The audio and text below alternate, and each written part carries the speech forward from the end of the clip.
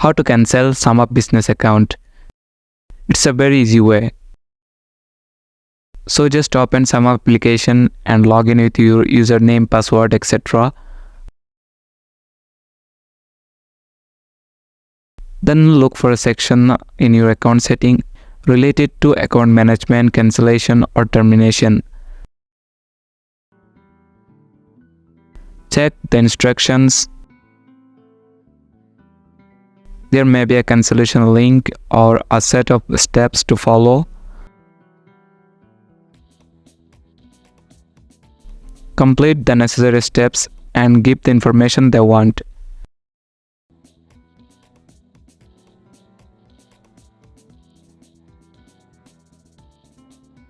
If you can't delete account following these steps, contact to the customer service. Hope you will get more information there. Thank you for watching the video.